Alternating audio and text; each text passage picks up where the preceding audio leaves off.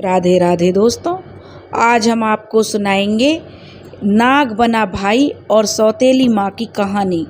अगर आप हमारे चैनल पर नए हैं तो प्लीज़ हमारे चैनल को लाइक करें, सब्सक्राइब करें और शेयर करें। एक गांव में भोला ब्राह्मण अपनी पत्नी पार्वती और अपनी 7-8 साल की बेटी मुनिया के साथ रहता था। गांव बहुत ही पिछड़ा हुआ था, कमाई के ज़्यादा साधन नहीं थे, इसलिए भोला बहुत गरीब था। वह जो भी पूजा पाठ करके जो सामग्री जुटाता था उसी से उसके घर का गुजारा चलता था। पार्वती बड़ी ही गुणी महिला थी, वह उसी में अपने घर का गुजारा करती और खुश रहती थी। कभी भी वह भोला के आगे अपनी तंगी का दुखड़ा नहीं रोती थी।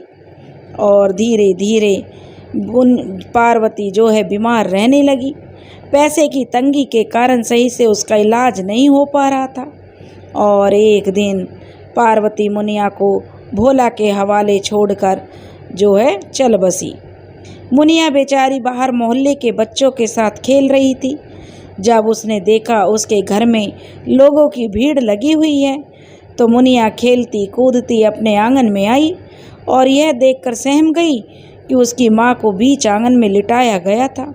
चारों तरफ से गांव वाले उसे घेर कर खड़े थे और उसके पिता जोर जोर से विलाप कर रहे थे। मुनिया सहमते हुए अपने पिता के पास जाकर खड़ी हो गई। उस 10 साल की बच्ची को समझ नहीं आ रहा था कि ये क्या हो रहा है। पिता ऐसे क्यों विलाप कर रहे हैं, माँ नीचे ज़मीन पर क्यों सो रही है। बाबा क्या हुआ, मुनिया ने पूछा कि माँ को क्यों ज़मीन पर सोई हुई है और आप क्यों रो रहे हो। मासूम मुनिया अपने पिता से पूछ रही थी और अपने नन्हे नन्हे हाथों से अपने पिता के आंसू पोंछने लगी। पिता ने मुनिया को कसकर अपनी गोद में भींच लिया और ज़ोर ज़ोर से विलाप करने लगा। मुनिया अब तेरी माँ हम दोनों को छोड़ गई, गरीबी ने उसकी जान ले ली बिटिया, आज इलाज नहीं करा पाया, हम दोनों का ध्यान अब कौन रखेगा। इस गरीबी के कारण तेरी माँ का इलाज नहीं हो पाया, इसलिए वह हमें छोड़कर भगवान को प्यारी हो गई। अब वो हमारा ध्यान कौन रखेगा, हम कैसे जिएंगे, कौन हमारे लिए खाना बनाएगा, कौन हमारी चिंता करेगा, कौन हमारा ख्याल रखेगा। भोला जोर जोर से विलाप कर रहा था कि मैं तुझे तेरी माँ के बिना कैसे संभाल पाऊँगा। भोला का ये करुण रुदन सुनकर गांव वाले भी आंसू बहा रहे थे और भोला को डांडस बंधा रहे थे, जिसका भोला पर कोई असर नहीं हो रहा था। मासूम मुनिया बस इतना ही समझ पाई कि जैसे कुछ पहले उसकी सखी कमला की माँ भगवान के पास चली गई, कुछ समय पहले उसकी सखी है कमला जिसके साथ वह खेलती थी, उसकी माँ भी भगवान के पास चली गई, वैसे ही आज मेरी माँ भी शायद भगवान के पास चली गई है और अब कभी लौट कर नहीं आएगी। उस नन्ही सी जान को तो ये भी नहीं पता था कि आगे भविष्य में माँ के नहीं रहने से उसे क्या क्या परेशानियाँ होंगी। बस वह तो अपने पिता को बिलखता देखकर रोने लगी। चंदा काकी जो पड़ोस में रहती थी, उसने मुनिया को गोद में उठाकर पुचकारने लगी और कहने लगी, ना बिटिया रोना नहीं, चलो मेरे घर चलो, और उसे लेकर अपने घर चली गई। अब उसकी माँ का दाह संस्कार के लिए जो तैयारी होने लगी और दाह संस्कार के लिए ले जाने वाले थे, उसका दाह संस्कार हो गया। अब पार्वती को गुजरे हुए 4 दिन हो गए। इतने दिनों में भोला बहुत उसका विलाप करता और उसकी कमी उसे बहुत खलती। उसके दुख का कारण बहुत बढ़ गया था कि पार्वती के बिना तो उसे अपना लग रहा था कि ज़िंदगी ही जो है ख़त्म हो गई है। और इन 4 दिनों में भोला बूढ़ा सा लगने लगा। मुनिया उस अपनी उम्र से बड़ी और गंभीर दिखाई देने लगी। पिता के उदास चेहरे को देखती और उन्हें खुश करने के लिए अपने छोटे छोटे हाथों से झाड़ू लगाती, कभी बर्तन मांजने की नाकाम कोशिश करती। ऐसे समय में भोला उसे गोद में उठाकर बिलख बिलख कर रोता। कुछ दिन तो गांव वालों भी उनका ख्याल रखने लगे, खाना पहुंचा जाते, पर सब कितने दिन चलता, सब अपने अपने खेती में व्यस्त हो गए। चंदा काकी ने भोला को समझाया कि भोला खुद को संभाल, और अपनी बेटी को देख कैसी कुम्हला गई है। माँ तो छोड़ गई इस नादान को, अब क्या बाप का साया भी छीनेगा। और भी कितनी बातें काकी ने भोला को समझाई। भोला भी समझ रहा था। वह एक गरीब ब्राह्मण था। पूजा पाठ से घर गृहस्थी चलती थी, गुजारे भर का मिल जाता था, पर अब तो खुद को संभाल ही नहीं पा रहा था। पूजा पाठ क्या करता, पर नहीं, अब खुद को तो संभालना होगा, मुनिया का भी तो ध्यान रखना होगा। यह विचार आते ही भोला उठ खड़ा हुआ और मुनिया को गोद में उठाकर बोला, आज से बेटा हम दोनों एक दूसरे का ख्याल रखेंगे। क्यों मुनिया? बोलकर भोला आज कई दिनों के बाद मुस्कुराया था। पिता को मुस्कुराते देखकर मुनिया भी बहुत खुश हो गई कि हाँ पिताजी, हम दोनों एक दूसरे का ख्याल रखेंगे। छोटी सी मुनिया कहने लगी, पिताजी मैं आपके लिए खाना बनाऊंगी जैसे माँ बनाती थी। मुनिया ने चहकते हुए कहा तो भोला की आंखों में आंसू भर आए। देख रही हो ना पार्वती, भोला कहने लगा ऊपर की ओर देखते हुए, हमारी लाडो कितनी जल्दी बड़ी हो गई है। और उसने अपने छलक आए आंसुओं को पोंछ लिया। चल बेटा, आज हम दोनों मिलकर खाना बनाएंगे। भोला और मुनिया दोनों खाना बनाने लग गए। बाप बेटी की बात सुनकर चंदा काकी भी अपने आंसुओं को नहीं रोक पाई और अपने पल्ले से आंसुओं को पोंछते हुए वहाँ से चली गई।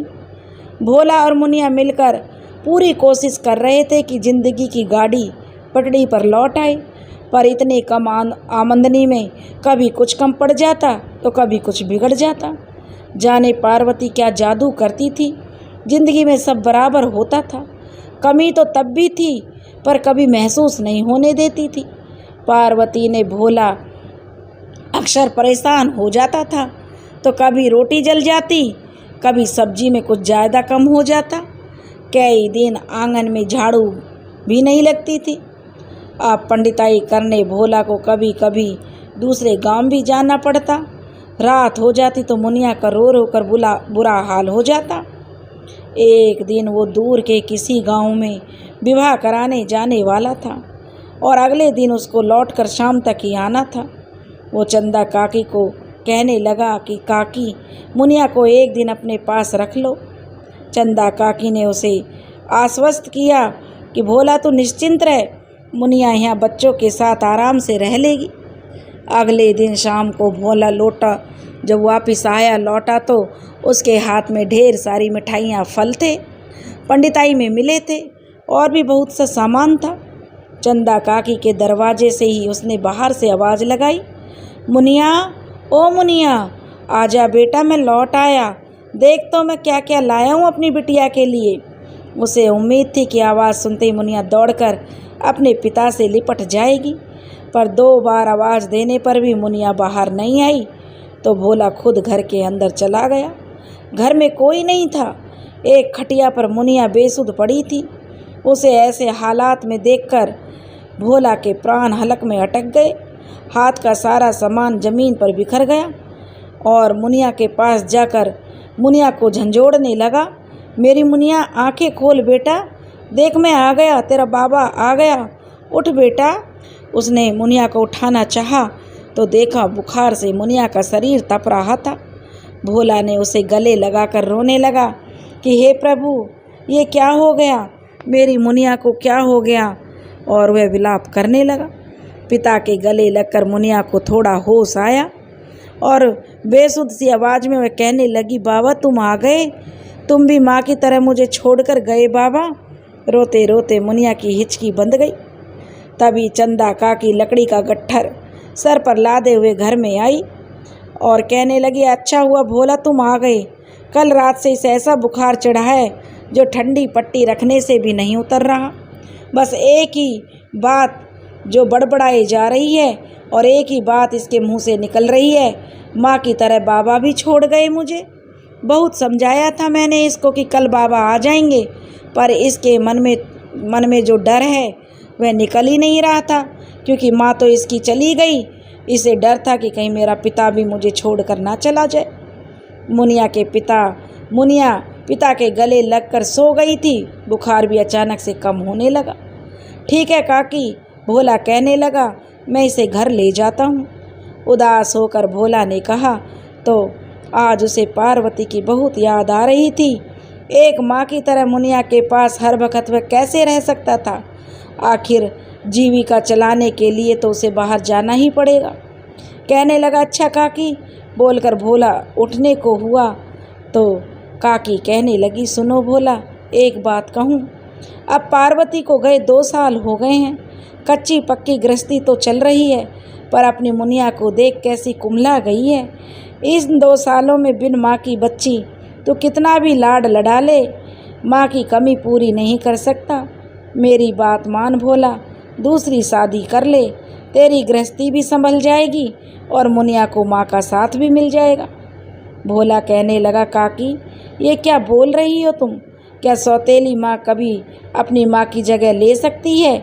कल को उसने मेरी मुनिया को परेशान किया, तब मैं क्या करूँगा बताओ? भोला जो भावों में बह गया और रोने लगा। देख भोला, सारी सौतेली माँ एक जैसी नहीं होती हैं। मुनिया तो इतनी प्यारी बच्ची है, उससे किसी को भी लगाव कैसे नहीं होगा। फिर तू भी रहेगा ना, तो इसका ध्यान के रखने के लिए तो वो रहेगी। तुझे भी कमाने के लिए बाहर जाना पड़ता है, तो कम से कम तू निश्चिंत तो रहेगा। काकी ने भोला को समझाने की कोशिश करने लगी।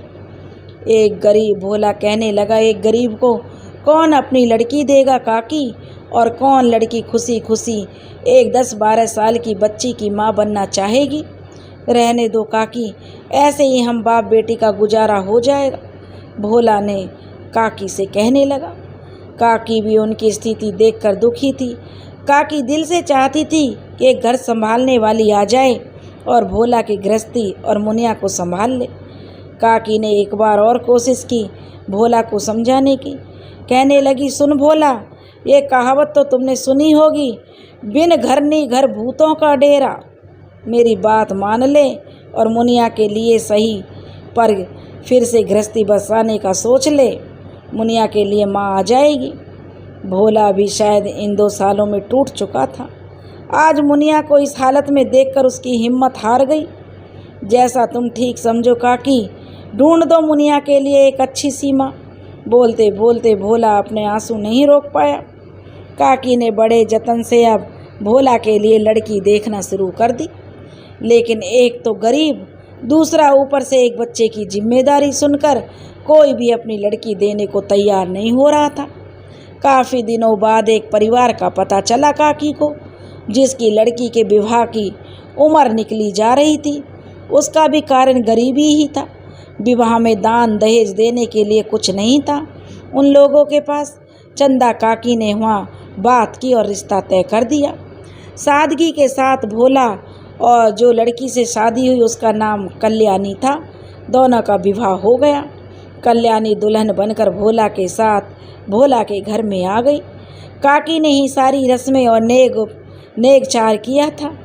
आस पड़ोस वाले जो पार्वती के जाने के बाद इस परिवार से कट गए थे, वे भी नई बहू के स्वागत में आ गए।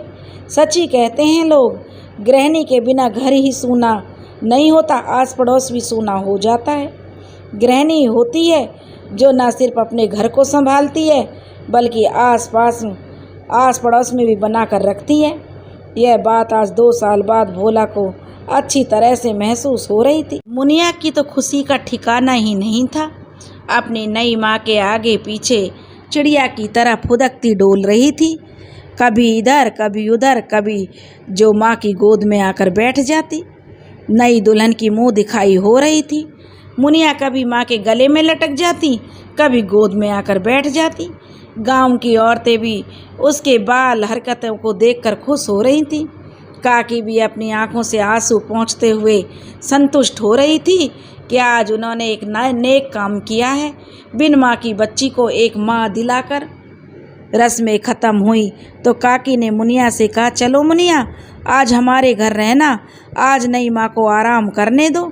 सफ़र करके आई हैं और दिन भर रस्मों में बिताकर थक गई होंगी। मुनिया कहने लगी, नहीं काकी, मैं बिल्कुल तंग नहीं करूँगी नई माँ को, सच्ची मुझे यहीं रहना है माँ के पास। मुनिया कल्याणी की गोद से उठने के लिए तैयार नहीं थी। बड़ी मुश्किल से उसे बहला फुसलाकर काकी अपने साथ ले गई। और दरवाजे पर भोला को इशारा करते गई, जाओ बेटा, नई बहुरिया इंतजार कर रही है, मुनिया को मैं अपने साथ लिए जा रही हूँ। भोला ने आंगन में प्रवेश किया और अपनी नई ब्याहता पर नज़र डाली। कई सवाल उसके मन में उठ रहे थे। क्या यह मेरी बातों को समझेगी? क्या ये मुनिया को सगी माँ जैसा प्यार और देखभाल दे पाएगी? कहीं यह मुनिया के साथ सौतेला व्यवहार तो नहीं करेगी? इन्हीं सब सोच के साथ वो कल्याणी का हाथ पकड़कर भोला बोला, देखो कल्याणी, अब तुम मेरी ब्याहता हो। तुमने जिस भी परिस्थिति में मुझसे विवाह किया है, मैं तुम्हें वचन देता हूँ तुम्हारा बहुत ख्याल रखूँगा। पार्वती का ख्याल नहीं रख पाया, समझ नहीं पाया कभी, अब समझ गया हूँ, कभी तुमको शिकायत नहीं होगी। थोड़ा रुककर भोला ने फिर बोलना शुरू किया, तुमसे भी मुझे एक वचन चाहिए कल्याणी। कल्याणी ने नज़र उठाकर भोला की तरफ देखा और कहा, ज़्यादा कुछ नहीं, बस वचन दो कि मेरी मुनिया को सगी माँ सा प्यार दोगी। चाहे तुम्हारे अपने बच्चे भी हो जाएं, तब भी मुनिया पर अपना प्यार कम नहीं करोगी। बोलो, दोगी वचन? भोला ने आतुरता से कल्याणी से कहा। तो कल्याणी ने कहा, हाँ वचन देती हूँ। कल्याणी ने सकुचाते हुए कह दिया। भोला को मानो उसकी आत्मा संतुष्ट हो गई। कल्याणी की बात सुनकर उसके सारा तनाव कम हो गया। उसने अब जो बहुत खुश था। सुबह सुबह ही मुनिया दौड़ती हुई अपने घर आ गई। आज तो उसे चंदा काकी के यहाँ बिल्कुल उसका मन नहीं लग रहा था। रात भी बड़ी मुश्किल से उसने काटी। उसे हर वक्त अपनी नई माँ के साथ रहना था। पूरा दिन मुनिया अपनी नई माँ के पीछे घूमती रहती। कल्याणी भी उसे बहुत प्यार दिखा रही थी। गृहस्थी की गाड़ी अब फिर से चलने लगी। कल्याणी भी पार्वती की तरह गुणी महिला थी। उसने भी थोड़े में पूरा करना सीख लिया था। घर को लीपना पोतना से लेकर मुनिया तक की हर जिम्मेदारी संभाल ली थी। मुनिया का बस एक ही काम था, पाठशाला जाना और वहाँ से आकर अपनी नई माँ के पीछे पीछे रहना और अपनी नई माँ से आज दिन में क्या हुआ है सारी बातें बताना। नई माँ से कहती, माँ आज हम कालू चाचा के बगीचे में आम तोड़ने गए और आज मेरी सखियाँ ने वहाँ पर खेल खेला, आज कमली की गैया ने बछिया दी। तरह तरह की बातें वह अपनी नई माँ से आकर बातें करती। इसी तरह धीरे धीरे समय बीत रहा था और 2 साल बीत गए। कल्याणी 2 साल से किसी से बात नहीं की थी। मानो 2 साल में वह अपनी माँ से बहुत ज़्यादा हिल मिल गई थी। कल्याणी भी काम करते करते उसे बहुत प्रेम से मुनिया की सारी बातें सुनती थी। कुल मिलाकर भोला का परिवार अब बहुत खुशहाल था। आमदनी भले ही कम थी, फिर भी वो कहीं जाता तो कल्याणी और मुनिया के लिए कुछ ना कुछ लेकर जरूर आता। कल्याणी की खुशी का वह विशेष ध्यान रखता। उसे लगता कि कल्याणी खुश रहेगी तो वह मुनिया का विशेष ध्यान रखेगी। इसी तरह हंसी खुशी से फिर और 2 साल निकल गए। पर आजकल कल्याणी कभी कभी उदास हो जाती थी। कारण भी अब उसे अपने बच्चे की ललक थी। मुनिया से तो वह अब भी इतना ही प्यार जताती थी, लेकिन उसका स्त्री मन अपनी गोद में एक नन्हा मुन्ना चाहता था। ये बात वो भोला से भी कहती थी। भोला उसे समझाता रहे, पगली घबराती क्यों है, देखना एक दिन ईश्वर ये आस भी पूरी करेंगे। उदास ना हुआ कर, मुनिया तो है, तुम्हारी गोद सूनी कहाँ है। धीरज धरो, खुश रहो, समय आने पर प्रभु सब ठीक करेंगे। भोला की बात सुनकर कल्याणी बस मुस्कुरा देती और उसका मन बहुत व्याकुल रहता। 4 साल हो गए प्रभु, अब और कितना समय लेंगे। मेरी गोद में भी एक ललना दे दीजिए प्रभु। वह मन ही मन भगवान से प्रार्थना करती, लेकिन उसकी भगवान ने अभी तक गोद नहीं भरी थी। उन्हीं दिनों गांव के पड़ोस में एक नई बहुरिया ब्याह कराई। कल्याणी से उसकी दोस्ती हो गई थी।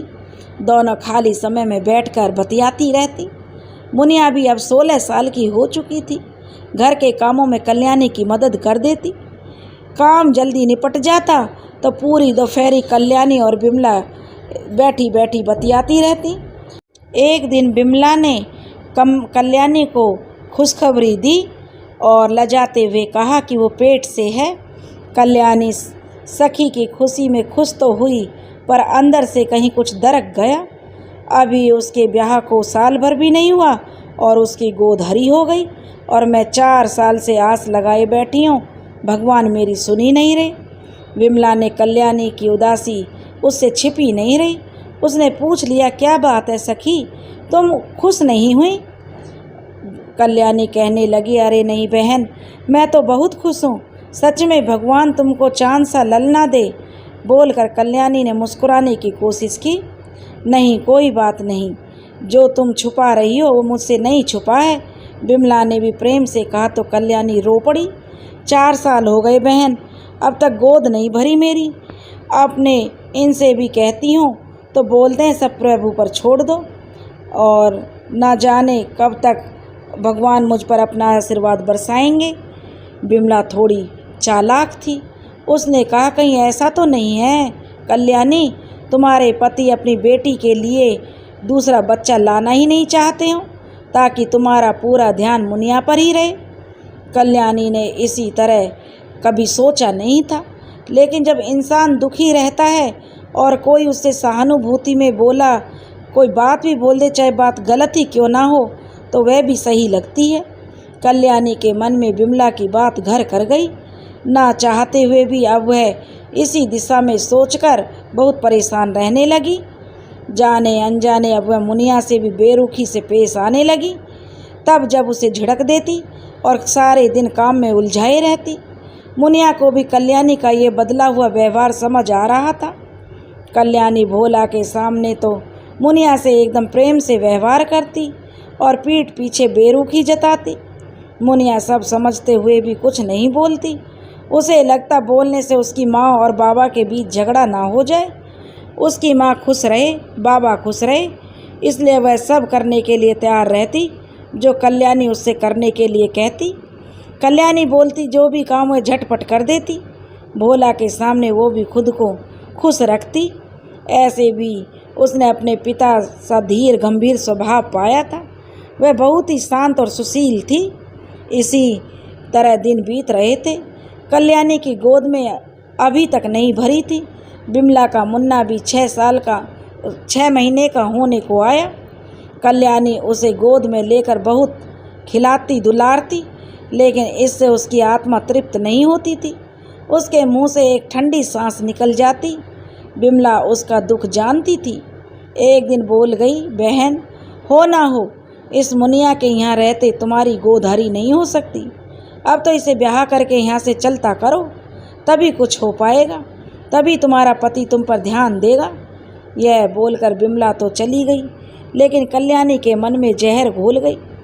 उस दिन जब भोला पंडिताई करके लौट आया तो देखा कल्याणी मुंह ढाँपकर चारपाई पर पड़ी हुई है।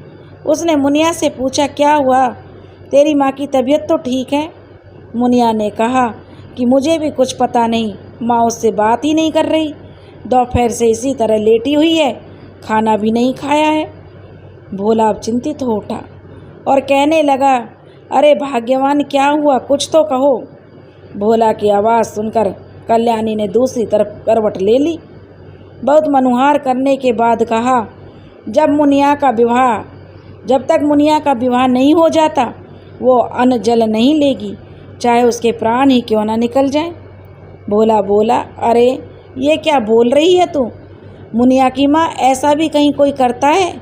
समय आने पर मुनिया का विवाह भी हो जाएगा, इसके लिए अन्न जल क्यों छोड़ रही है? भला चल उठ और मेरे साथ बैठकर भोजन कर। नहीं हूँ मैं मुनिया की माँ, एकदम से कल्याणी चिंगाड़ कर पड़ी। इसके कारण ही तो मेरी कोख अब तक सूनी है, सारी ममता इस पर ही लुटा दी, इसलिए भगवान ने मुझे बच्चा नहीं दिया। कल्याणी बिफर उठी। उसका यह रूप देखकर भोला और मुनिया चौंक उठे। जो मुनिया अब तक कल्याणी की बेरुखी भी खुश होकर झेल रही थी ताकि माँ खुश रहे, इस बात को सुनकर वह टूट सी गई। इतने सालों में पहली बार वो भगवान की मूर्ति के आगे फूट फूट कर रो पड़ी। अब वो यही मांग रही थी कि भगवान, अगर मेरी माँ के मेरे चले जाने से खुश होगी तो मुझे भेज दो, मुझे यहाँ से, पर मेरे माँ और बाबा को खुश रखो, मुझे उनके दुख का कारण मत बनाओ प्रभु। इस तरह भोला कल्याणी को समझाने की भरकस कोशिश कर रहा था। लेकिन कल्याणी की तो मति मारी गई थी, उसे तो कुछ सुनना ही नहीं था। हंसते खेलते परिवार पर मानो उसकी खुशियाँ गायब हो गई हों। कल्याणी उसी तरह जिद पर अड़ी रही और खाना पीना सब त्याग कर दिया। 3-4 दिन ऐसे ही बीते। फिर भोला ने हार मानकर उदास मन से कहा, ठीक है कल्याणी, जैसा तुम चाहती हो वैसा ही होगा, और जल्दी से जल्दी मुनिया के लिए कोई लड़का देखकर विवाह कर दूंगा। अब अपनी जो है जिद छोड़ दो और खाना खाओ। यह सुनकर कल्याणी खुश हो गई कि तुम सच कह रहे हो। उसने भोला का हाथ पकड़कर बोली, खाओ मेरी कसम। तुम्हारी कसम बोलकर भोला अपने आंसू छुपाते हुए मुनिया को खाना लाने के लिए बोला। मुनिया झटपट थाली सजा कर ले आई, लेकिन कल्याणी बिना उस पर नज़र डाले थाली लेकर खाने लगी। मुनिया और उसके बाबा अपने आंसुओं को एक दूसरे से छिपाने की कोशिश करने लगे, पर कामयाब नहीं हो पाते। भोला मुनिया के सिर पर हाथ फेर कर घर से बाहर चला गया। उस दिन तो भोला मुनिया के लिए रिश्ता खोजने लग गया उस दिन से। पर सबसे बड़ी अड़चन तो धन की आड़े आ जाती। बात दान दहेज पर आकर अटक जाती। जहाँ भी जाता सर्वगुण संपन्न मुनिया को छोड़कर लोग दहेज पर ध्यान देते। अब एक कथावाचक पंडित कहाँ से इतना धन जुटा पाता, सो थक हार कर घर वापस आ जाता। कहीं बात नहीं बन रही थी। वही कल्याणी अब खुशी से उसके दिन गिन रही थी, कितनी जल्दी मुनिया की डोली उठे और उसकी गोद हरी हो। उसने सारी बात बिमला को बताई तो बिमला ने उसकी बात का समर्थन किया और कहा कि यह तो कल्याणी बहन तुमने बहुत अच्छा किया, देखना अब तुम्हारा सब अच्छा ही अच्छा होगा। मैं भी मुनिया के लिए लड़का ढूंढती हूँ जिससे जल्दी से जल्दी मेरी सखी के सिर से बला टले। कल्याणी कहने लगी, तुम तो मेरी सबसे अच्छी सखी और शुभ चिंतक हो मेरी प्यारी बहन। बोलकर कल्याणी बिमला के गले लग गई। अब बिमला जल्दी ही मुनिया के लिए एक रिश्ता लेकर आई। बोली, देख सखी, ऐसे तो परिवार ठीक है, खेती बाड़ी ठीक है, खाने पीने ओढ़ने पहनने की कोई दिक्कत नहीं है, बस सास जरा तेज मिजाज की है। लड़का 3 भाई हैं, 2 बड़े भाइयों की शादी हो गई है और ये सबसे छोटा है। दोनों बड़ी बहुएं बड़ी आलसी हैं, घर के काम में बड़े नखरे दिखाती हैं। बुढ़िया के और उन दोनों के बीच झगड़े होते रहते हैं। बस इसी बात का मैंने फ़ायदा उठाया और बुढ़िया से तेरी मुनिया के लिए बात कर ली। उसने कहा है कि मुनिया बहुत सीधी सादी और कामकाज में मन लगाने वाली लड़की है, बहुत सेवा करेगी तुम्हारी। बस इसी बात पर बुढ़िया बिना दान दहेज के शादी के लिए राजी हो गई है। अब अपने पति को भेजकर रिश्ता पक्का कर ले। बस सास की तेजी वाली बात अपने पति को मत बताना। कल्याणी ने उसकी पूरी बात बड़े मन से सुनी और एक आशंका उसे हुई, सास तेज है तो कहीं मुनिया को ज़्यादा परेशान तो नहीं करेगी। उसने बिमला से पूछा। बिमला ने कहा, अरे करती है तो करने दे, तेरा क्या जाता है, तेरे सर से तो बला टलेगी, फिर तू और तेरा पति और तेरा नन्हा सा बालक, बस फिर खुशी ही खुशी। और ऐसे ही मुनिया को तो काम करने की आदत ही है, करेगी सास की सेवा, तो तू बस उसे ब्याहने की तैयारी कर, ज़्यादा मत सोच। बिमला ने कल्याणी से के जो अच्छे से कान भर दिए। कल्याणी ने भोला को इस रिश्ते के बारे में बढ़ा चढ़ाकर लड़के वाले के घर भेज दिया। रिश्ता तय करने भोला लड़के की माँ के आगे एक आर्थिक रूप से लाचार पिता की तरह हाथ बांधे खड़ा था। दुनिया भर की बेबसी और लाचारी उसके चेहरे पर साफ दिख रही थी। एक ऐसा पिता जो अपनी बेटी के भविष्य को लेकर संशय में भी था और उज्जवल भविष्य की कामना भी कर रहा था। लड़के की माँ चारपाई पर बड़े गर्व और इत्मीनान से बैठी थी। उसने भोला पर एहसान जताते हुए कहा कि देखो पंडित जी, मेरा लड़का तो लाखों में एक है, बड़े बड़े घर से रिश्ते आ रहे हैं, किंतु बिमला ने मुनिया की तारीफ बहुत की है। कहा है आपकी कन्या गृह कार्य में बहुत दक्ष है और शांत सज्जन है। हमें तो ऐसी ही कन्या की तलाश थी, नहीं तो एक से एक लोग दान दहेज लिए खड़े हुए हैं।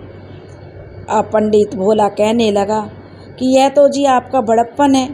भोला ने बड़े ही कोमलता से उनकी बातों को दोहराया। सारी बातें तय करके वह खुशी खुशी अपने घर आ गया। सब कुछ ठीक ही लग रहा था। बस मुनिया की होने वाली सास थोड़ी दम्भी लग रही थी। इस विचार को उसने झटक दिया कि लड़के की माँ है, रुतबे में तो रहेगी।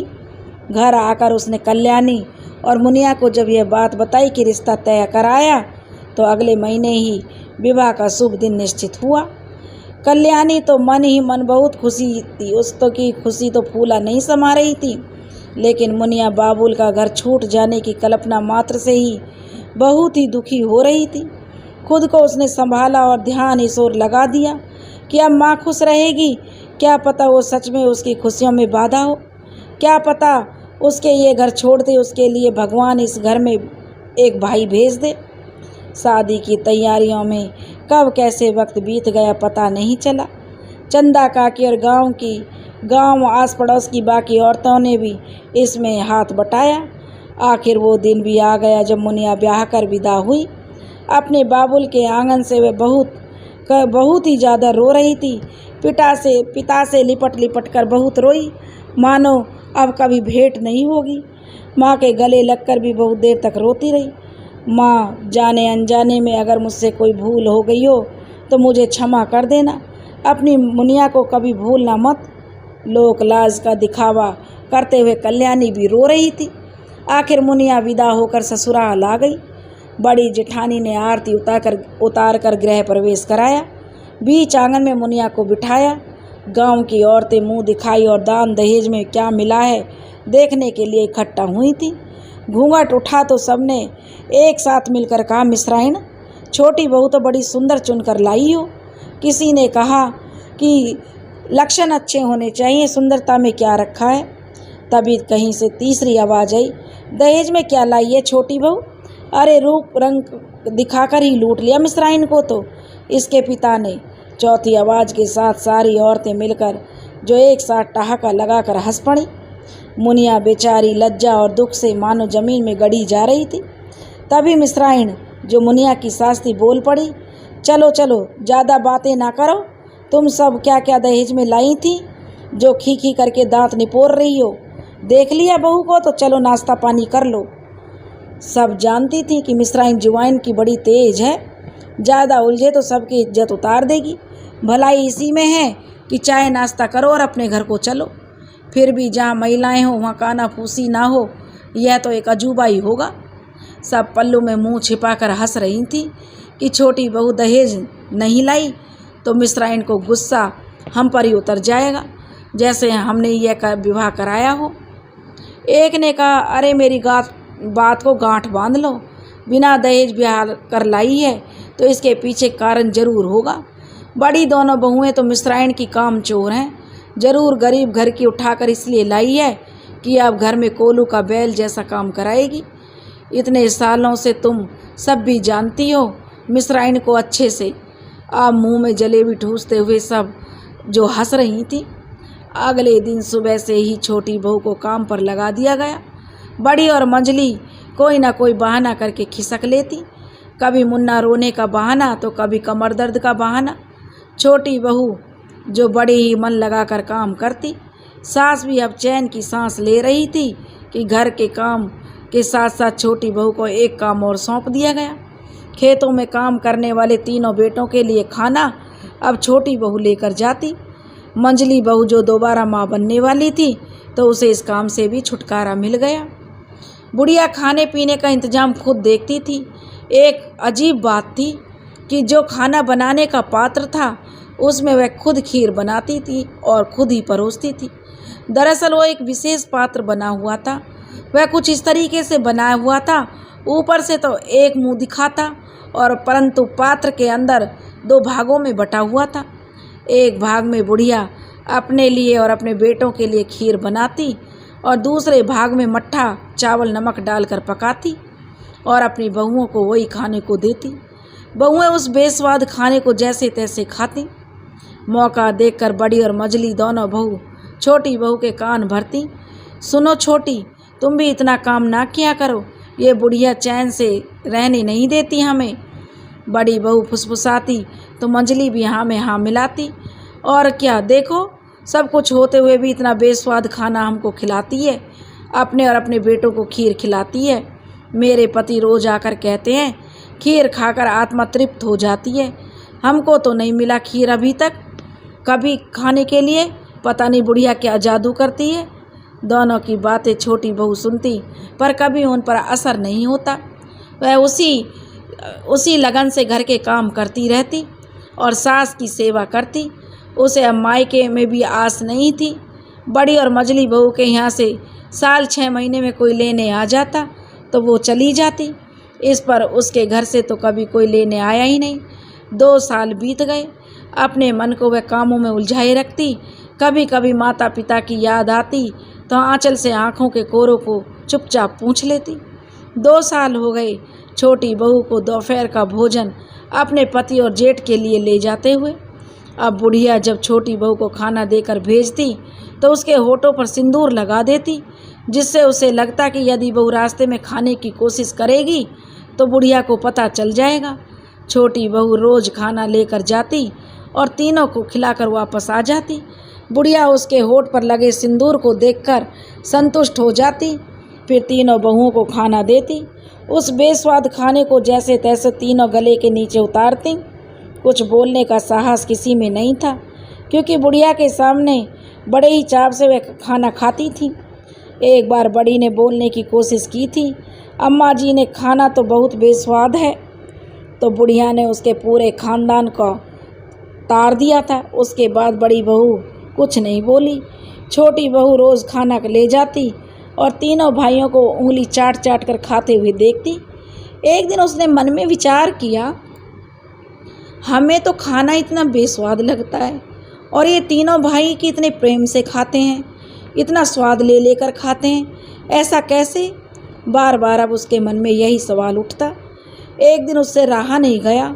उसने खेत जाते समय एक पलाश के पेड़ का पत्ता तोड़ा और उसको अपने आंचल से साफ करके थोड़ा सा खीर निकाल कर बुढ़िया उसकी पुड़िया बनाकर छुपा कर रख दिया, ये सोचकर कि जब घर वापस जाकर सास को अपने होठ दिखा देगी, फिर मौका मिलते ही आकर यह खा लेगी। खिला पिलाकर छोटी बहू जब घर लौटी और सास को सिंदूर लगे होठों को दिखा दिया, जब खाना खाकर सास सो गई तो वह चुपके से निकलकर पलाश के पेड़ के पास पहुंची। पेड़ की खोखड़ में हाथ डालकर जब खीर वाली पुड़िया निकाली तो देखा वहाँ तो कुछ नहीं है। यह देखकर उसे बड़ा दुख हुआ। उसने कभी सीखा नहीं था कि दुख में किसी का बुरा सोचना या कहना। उसके मुंह से तो यही शब्द निकले, जिसने भी मेरी खीर की पुड़िया खाई है उसकी भी आशाएं पूरी हों और साथ में मेरी भी आशाएं पूरी हों। छोटी बहू अगले दिन भी इस आस से पेड़ के खोखड़ में खीर की पुड़िया रखती कि सास को सिंदूर लगे होठ दिखाकर फिर वापस आकर खीर खा लेगी। पर जब मौका निकल कर वह घर से आती तो निराशा ही हाथ लगती, आज भी खीर को किसी ने खा लिया। छोटी बहू ने फिर वही बात कही कि जिसने मेरी खीर को कहा उसकी भी आशा पूरी हो और मेरी भी आशा पूरी हो। इसके बाद वो घर आ गई। अगले 4-5 दिन उसने प्रयास किया, पर हर बार खीर कोई ना कोई खा जाता। छोटी बहू वही मंत्र पढ़कर वापस हो जाती। उसने सोचा घर जाकर आने में शायद बहुत देर हो जाती है, इस बीच कोई खा लेता होगा। तो उसने अब जो खीर रखी तो खेत से लौटते ही उसने खोखड़ में हाथ डाला, पर यह कहा खीर तो अभी भी गायब थी। उसने दूर दूर तक नज़र दौड़ाई, पर कोई व्यक्ति आसपास क्या दूर दूर तक नहीं दिखाई दिया। अब छोटी बहू बड़ी सोच में पड़ गई। जब वो खीर रखती है तब भी कोई नहीं देखता, तो पता नहीं उसकी खीर कहाँ जाती है। जिसे पता होगा कि कहाँ कुछ छुपाया है तो फिर कौन निकालता है? आसपास भी कोई नहीं है, उसको कौन निकाल लेता है? यह गुत्थी छोटी बहू सुलझा नहीं पाई और उसने अब यही सोचा कि हो सकता है उससे ज़्यादा ज़रूरतमंद हो कोई, और भगवान उसके द्वारा उस व्यक्ति को खीर जो उसके द्वारा रखवा रहे हैं। अब इसी विचार से वह हर रोज़ खीर की पुड़िया वहाँ रखती और खेत से लौटते समय देखती खीर खा लिया गया, और तो वह वही मंत्र रोज़ पढ़ती, जो मोर खाइले खिरिया पुरिया उनको पुरियो आस्ते पीछू हमरो पुरियो आस। यानी जो मेरी खीर की पुड़िया खा रहा है उनकी आशा पूरी हो और उनके पीछे मेरी भी आशा पूरी हो। इस तरह सालों बीत गए। धीरे धीरे वह खीर रखती रही और मंत्र पढ़ती रही। यह उसका रोज का नियम हो गया। घर के काम तो वह उसी लगन के साथ करती थी। सास उसके काम से बड़ी खुश थी, पर दोनों जेठानियां छोटी बहू से चिढ़ने लगी, क्योंकि सास उसे कुछ नहीं कहती थी, पर उन दोनों को बहू जली कटी सुनाती थी। छोटी बहू से जलन के मारे दोनों जेठानियां कभी कभी उसे परेशान करने के लिए उसका काम बिगाड़ देती। छोटी बहू के आंगन लीपने के बाद उस पर जानबूझकर कभी चावल का मांड गिरा देती, तो कभी कुछ और करती। धुले हुए कपड़े जब छोटी बहू सुखा देती, तो बच्चों से मिट्टी के हाथ लगवा देती। छोटी बहू इन सब बातों को जान भी जाती, फिर भी कुछ नहीं कहती, चुपचाप फिर से सारा काम खत्म कर देती। दोनों जेठानियाँ इस बात से और चिढ़ जाती। अब उन दोनों ने नया पैतरा अपनाया था उसे दुख पहुंचाने का। अब वे अपने माए का गुणगान उसे सुना सुना कर करती, उसके बाद खूब हंसती।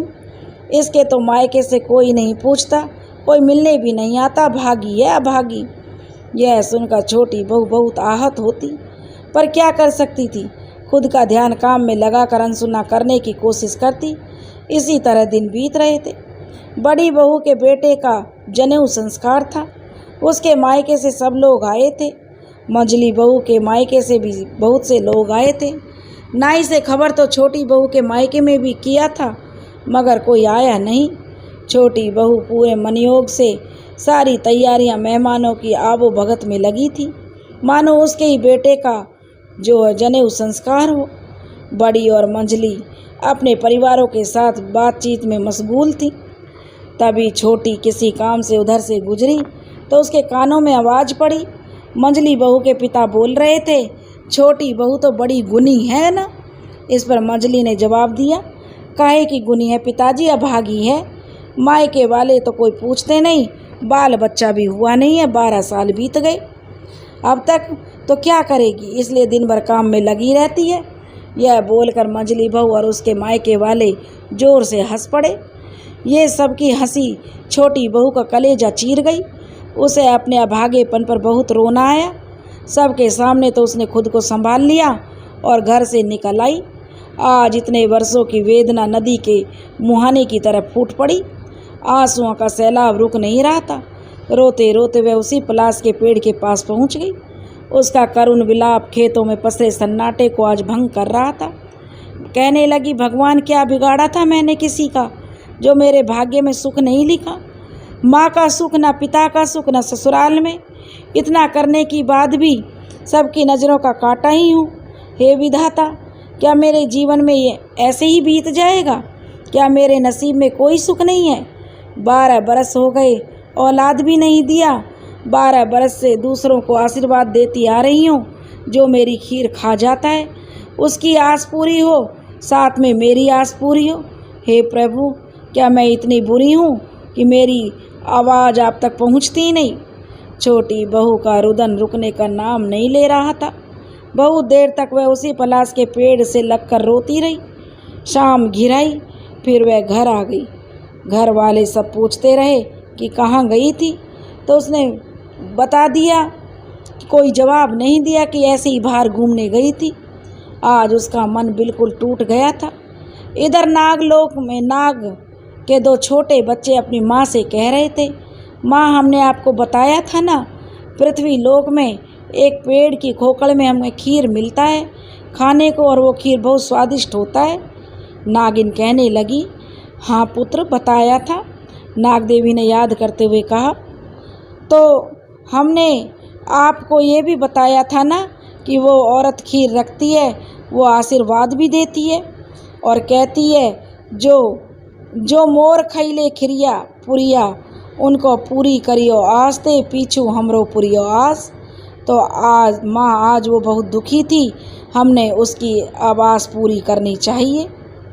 हम उसको अपनी बहन बनाकर यहाँ लाना चाहते हैं। आप भी उस पुत्री को ढेर सारा प्यार कीजिए जब तक वो यहाँ रहे, एक माँ की तरह, जैसे आप हम दोनों से करती हैं। नाग देवी कहने लगी, पुत्रो, यह कैसे संभव है? यह नागलोक है, यह मनुष्य का आना वर्जित है। आपके पिता वासुकीनाथ तो ये बिल्कुल पसंद नहीं करेंगे।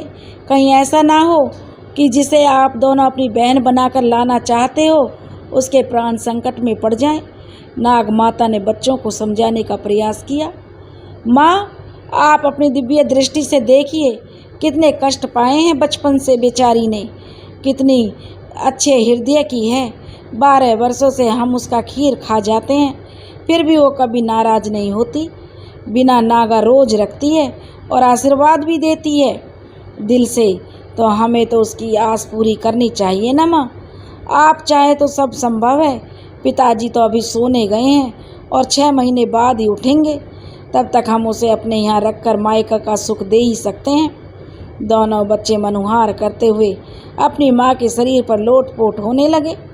मान जाइए न माँ, अपनी माँ से मनाने की रट लगाए जा रहे थे। आखिर में नाग माता को मानना ही पड़ा। कहने लगी, ठीक है, कल जाकर ले आओ, पर अपने पिता के जागने से पहले उसे वापस छोड़कर आना होगा, नहीं तो अनर्थ हो जाएगा। और बच्चे अपनी माँ का धन्यवाद करने लगे। अगले दिन छोटी बहू रोज की तरह उठी, काम काज में लग गई। तभी दरवाजे पर खटखट की आवाज़ हुई। सास ने दरवाज़ा खोला तो देखा 12 बरस के 2 बच्चे खड़े हैं, हाथ में बहुत सारा सामान था। बुढ़िया को देखते ही दोनों बालकों ने पैर छूकर कहा, मौसी प्रणाम। बोले, हम दीदी को विदा कराने आए हैं। कौन हो तुम लोग? आज से पहले तो हमने तुम्हें नहीं देखा और किस दीदी की बात कर रहे हो? बुढ़िया ने आश्चर्य से कहा। तब वे दोनों बच्चे बोले, हम मुनिया दीदी को लेने आए हैं। पिताजी की तबीयत ठीक नहीं थी, नहीं तो वह भी आते। दोनों एक साथ बोले। यह सुनकर मुनिया आश्चर्य से दरवाजे पर आ गई, लेकिन मेरा तो कोई भाई नहीं है। तब दोनों भाई कहने लगे, दीदी, आपकी शादी के बाद हम पैदा हुए, हमारा नाम मोहन और श्याम है। बड़े हुए तो आपके बारे में हम पता चला, हमारी भी बड़ी दीदी है, सो माँ से जिद करके हम आपको लेने आ गए। यह सुनकर मुनिया की खुशी का ठिकाना ना रहा।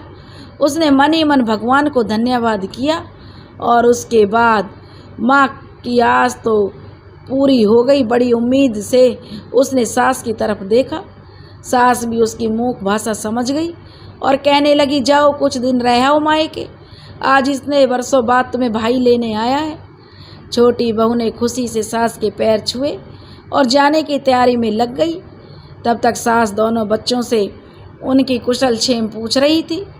दोनों जेठानियों का मुंह छोटी के मायके से आए संदेश को देखकर खुला का खुला रह गया। तरह तरह की मिठाइयाँ, फल, घर भर के लिए कपड़े, इतना तो कभी उनके मायके से भी क्या, गांव में किसी के मायके से नहीं आया था। छोटी ने अपने कुछ कपड़े जल्दी से रखे और तैयार होकर झटपट आ गई।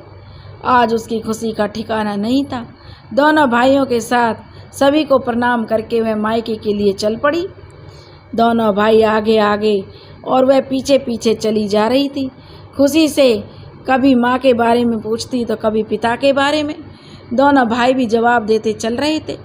खेतों की पगडंडियों पर चलते हुए जब वे लोग पलाश के पेड़ के पास पहुँचे तो दोनों भाई रुक गए।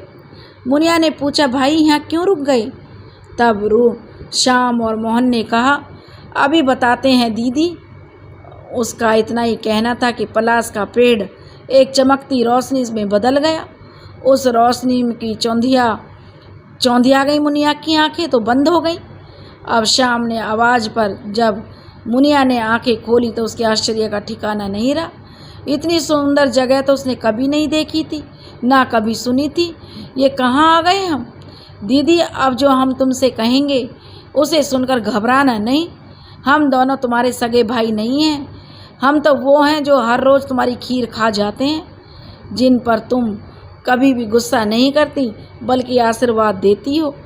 12 साल से हम खीर खा रहे हैं। कल पहली बार तुम्हें रोते देखा तो हमें लगा कि अब समय आ गया है, तुम्हारी भी आस पूरी करनी चाहिए। पर भाई, तुम दोनों तो कभी मुझे दिखे भी नहीं पेड़ के आसपास, फिर खीर कब खा लेते थे?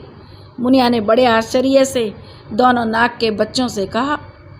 नाग के बच्चे कहने लगे, दीदी, हम खेलते खेलते पृथ्वी लोक तक आ जाते थे क्योंकि हम नाग के बच्चे हैं, और जब पहली बार खीर खाई तो वह बहुत स्वादिष्ट लगी। फिर हम रोज़ उसी समय आने लगे और रोज़ खीर खा जाते। सुनते ही मुनिया बहुत डर गई। यह कैसे हो सकता है? उसने इधर उधर देखा पर यहाँ से निकलने का कोई रास्ता भी दिखाई नहीं दिया जिसे भागकर वह घर पहुँच सके। नाग के बच्चे कहने लगे, दीदी घबराओ नहीं, हमने तुम्हें सच में अपनी दीदी माना है। अब तुम्हें सारी खुशियाँ देना चाहते हैं। यह नागलोक है, इसे तुम अपना मायका समझ कर रहना। चाहो जब तक रह सकती हो। हमारी माँ भी तुम्हारी माँ की जैसी है। अब हम दोनों नाग रूप में आ रहे हैं, तुम देखकर घबराना नहीं, बस हमारे पीछे पीछे चली आओ। यह बोलकर दोनों बच्चे नाग में बदल गए और लहराते हुए आगे बढ़ने लगे। यह देखकर मुनिया डर गई पर उसके पास कोई और उपाय नहीं था। वह भगवान का नाम लेकर उनके पीछे पीछे चल दी। मुनिया नाग के बच्चों के पीछे पीछे चली जा रही थी। मन में घबराहट बहुत हो रही थी, परंतु धीरे धीरे वे नागलोक के प्राकृतिक सौंदर्य में खोती जा रही थी। बहुत ही मनमोहक दृश्य था। चारों तरफ हरियाली, नीचे मखमली घास का गलीचा बिछा था। कहीं पलाश के फूलों से लदे पेड़ नारंगी आभा बखेर रहे थे तो कहीं कचनार ने पूरा वातावरण गुलाबी कर रखा था। ज्यों ज्यों वह नागलोक के अंदर जा रही थी, चारों तरफ नाग ही नाग भरे हुए लहरा रहे थे। कुछ पेड़ों पर तो कुछ घास पर चल रहे थे। यह देखकर वह बहुत डर रही थी। एक जगह जाकर मोहन और श्याम रुक गए। अपनी माँ को आवाज़ लगाई, माँ देखो हम दीदी को ले आए हैं। आवाज़ सुनकर पत्तों के बीच की जोर की सरसराहट हुई और एक 12 फीट लंबी नाग देवी उसके सामने आ खड़ी हुई। इतनी बड़ी नागिन को देखकर मुनिया का चेहरा डर से पीला पड़ गया। उसने डर के मारे आंखें मूंद ली। सुनो बेटी, नागिन ने कहा, आंखें खोलो, डरो नहीं। इस मधुर आवाज़ पर मुनिया ने आंखें खोली तो नाग देवी एक सुंदर स्त्री के रूप में खड़ी थी। श्वेत वस्त्र धारण किए थे और श्वेत पुष्पों से श्रृंगार किए हुए उसका रूप अद्भुत था। चेहरे पर असीम शांति थी। वह सौम्यता की प्रतिमूर्ति लग रही थी। मुनिया ने हाथ उनके सम्मान में जोड़ दिए और नतमस्तक होकर उनके चरणों में झुक गई। उठो पुत्री, आज से नागलोक तुम्हारा मायका है। मुझे तुम अपनी माँ समझो और ये मेरे मोहन और श्याम को तुम्हारे 2 भाई हैं। तुम जब तक चाहो यहाँ रहो, हमें अपना समझो। नाग देवी ने उसे हृदय से लगाते हुए कहा। मुनिया की आंखों में अब एवरल आंसुधारा फूट पड़ी। वह मुनिया जो इतने सालों से उसे इतना सम्मान तो दूर की बात, प्यार और अपनेपन के 2 बोल भी नसीब नहीं हुए थे। वो नाग देवी की गोद में सर रखकर बहुत देर तक रोती रही। नाग देवी उसके सर पर हाथ फेर करती रही और मुनिया जो थोड़ा बहुत संभली तो नाग देवी ने फिर कहना शुरू किया, बेटी तुम यहाँ अपने भाइयों के साथ आराम से रहो, पूरा नागलोक घूमो।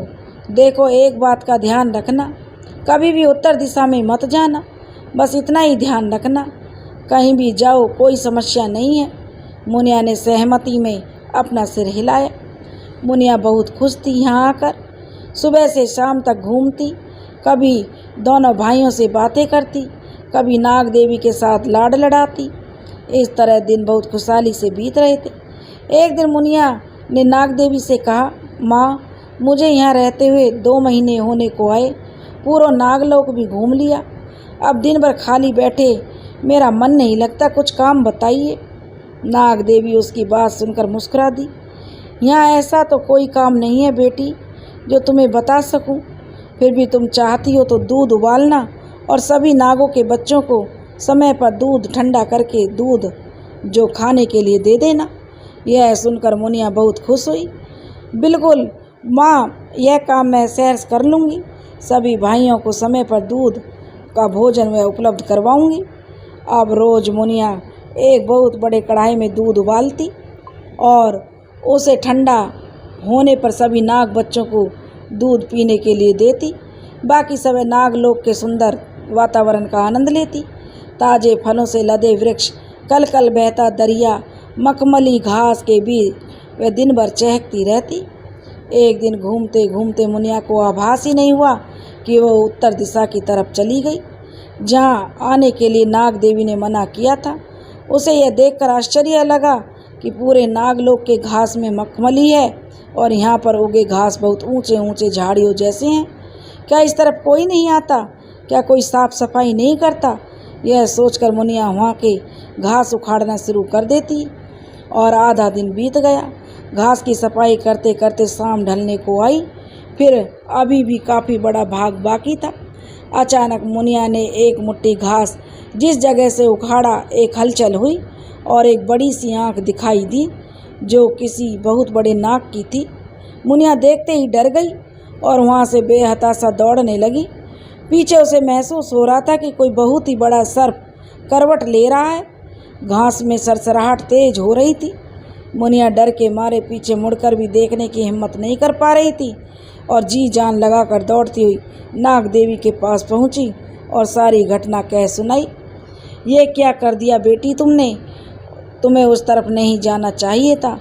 नाग देवी के चेहरे पर एक डर साफ दिखाई दे रहा था। सुनो, अभी समय नहीं है, सबसे पहले तुम मेरे साथ आओ।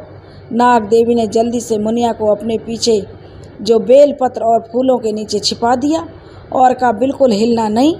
अभी नाग देवी मुनिया को ढककर पलटी ही थी कि एक बहुत विशाल नाग जो कि 20 फुट का होगा तेजी से रेंगता हुआ वहाँ पहुँच गया और गुस्से में उसकी आंखें लाल हो रही थी। पूरे बदन पर घास उगी हुई थी और भयंकर फुंकार उसके मुंह से निकल रही थी। ये वासुकी नागदेव थे। नाग देवी के पास पहुंचकर बहुत गुस्से में उन्होंने पूछा, मेरी नींद किसने खराब की? कौन गया था उस तरफ? मुझे मनुष्य की गंध आ रही है। नागदेव के गुस्से से डरी होने के बावजूद नाग देवी ने सहजता से मुस्कुराते हुए कहा, स्वामी, आपकी निंद्रा बाधित हुई, इसके लिए दुख है, परंतु मनुष्य यहाँ नागलोक में कहाँ से आएंगे? यहाँ तो मैं और आपके पुत्र और करोड़ों नाग नागिन हैं, उनके बच्चे हैं। यहाँ तो कोई मनुष्य नहीं है। आपको व्यर्थ ही शंका हुई है। नागदेव कहने लगे, नहीं, हो ही नहीं सकता। मुझे व्यर्थ शंका हो ही नहीं सकती। आप कुछ मुझसे छिपा रही हो। वासुकी नाग ने फिर पूछा, लेकिन नागिन कहने लगी, नहीं स्वामी, आप ही सोचे भला नागलोक में मनुष्य का आना कैसे संभव है? आपकी नींद में व्यवधान आने पर आप परेशान हैं। कृपया आप चले जाएं और फिर से सो जाइए।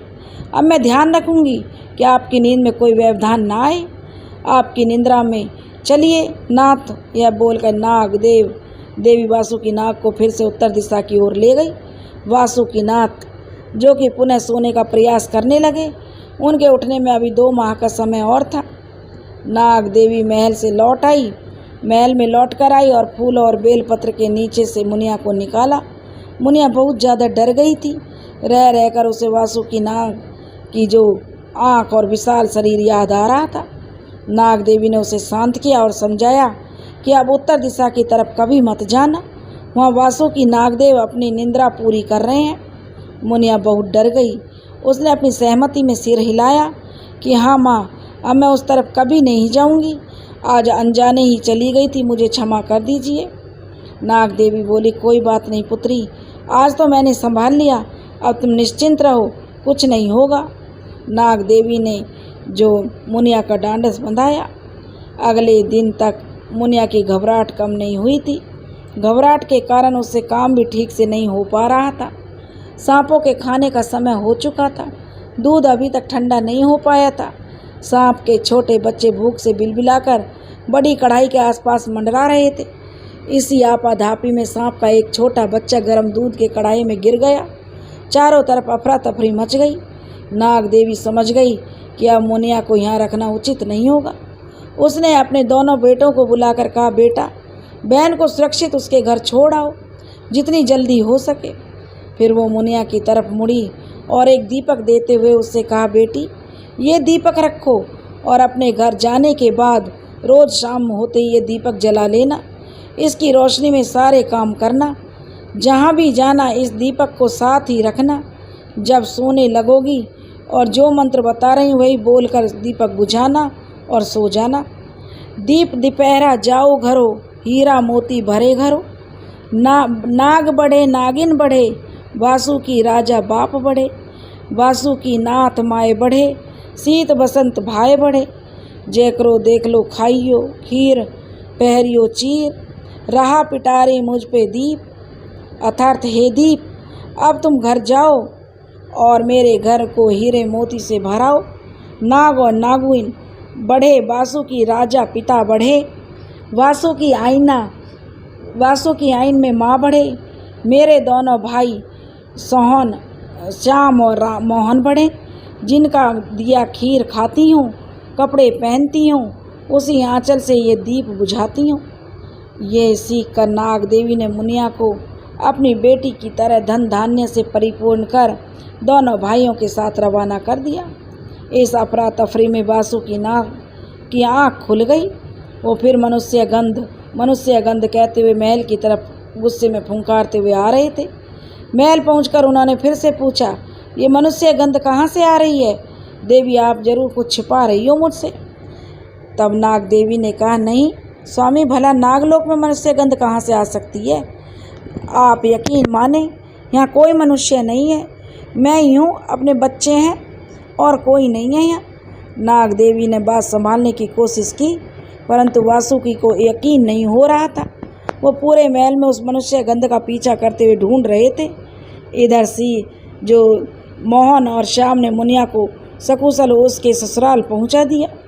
वासुकी नाथ उस मनुष्य गंध का पीछा करते हुए मुनिया तक पहुंच गए और वे गुस्से में घात लगाए बैठे थे। जैसे ही अंधेरा होगा, उसका पांव गलती से भी मुझ पर पड़ा तो मैं उसे डस लूँगा।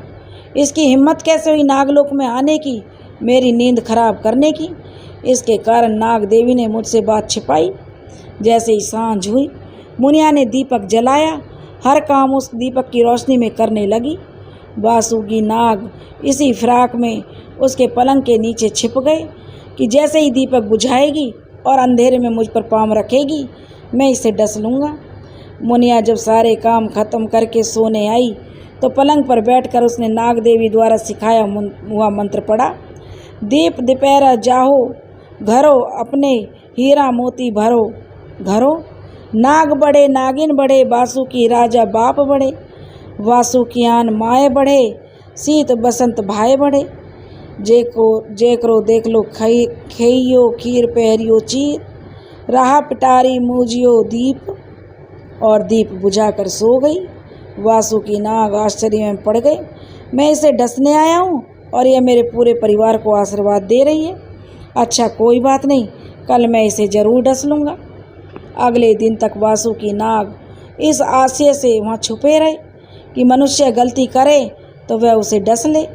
मुनिया हर रोज़ सांझ होते ही दीप जला लेती और सोते समय वही मंत्र पढ़कर सोती। कई दिनों तक सुनते सुनते वासुकी नाग का हृदय परिवर्तन हो गया कि मैं इसे डसने आया हूँ और यह रोज़ मेरे परिवार को दिल से आशीर्वाद देती है। अगली सुबह वासुकी नाग मुनिया के पिता का भेष धारण करके आए। समधी को आया देखकर बुढ़िया ने स्वागत बड़े जोर शोर से किया, क्योंकि वो भूली नहीं थी कि मुनिया मायके से कितनी विदाई लेकर आई थी पूरे परिवार के लिए। जब मुनिया और उसके पिता के रूप में वासुकी नाग एकांत में हुए तो वासुकी ने अपना परिचय दिया और बताया कि पिछले 1 महीने से वह उसकी कार्यकलाप देख रहे हैं छुपकर। बेटी, मैं तुम्हें डसने के ख्याल से आया था, पर जिस तरह तुम मुझे और मेरे पूरे परिवार को आशीर्वाद देती हो, उससे मेरा हृदय परिवर्तन हो गया है। आज से तुम मुझे अपना पिता ही समझो। जब भी तुम्हें मायके आने का मन करे, बस याद करना, मोहन और श्याम तुम्हारे भाई तुम्हें लेने आ जाएंगे। मुनिया उनके चरणों में नतमस्तक हो गई। आज उसका मन बिल्कुल हल्का हो गया। वासुकी नाग ने उसे ढेर सारा आशीर्वाद दिया और खूब सारे हीरे जवाहरात दिए, उसे विदा लिया। आज मुनिया जिस प्यार और अपनेपन को तरसती थी, सब उसे मिल गया। ससुराल में उसकी इज्जत बहुत बढ़ गई। जेठानी देवरानी जो उसका मजाक उड़ाती थी, मायके के नाम पर अब हाथ जोड़े खड़ी थी और अपने किए की माफ़ी मांग रही थी। मुनिया ने दोनों के हाथ पकड़ लिए और कहा, नहीं दीदी, आपको माफ़ी मांगने की कोई ज़रूरत नहीं है। यह कहकर मुनिया दोनों के गले लग गई। आज उसे सारे जहाँ की खुशियाँ मिल गई। दोस्तों, अगर आपको हमारी कहानी पसंद आई हो तो प्लीज़ हमारे चैनल को लाइक करें, सब्सक्राइब करें और शेयर करें। राधे राधे।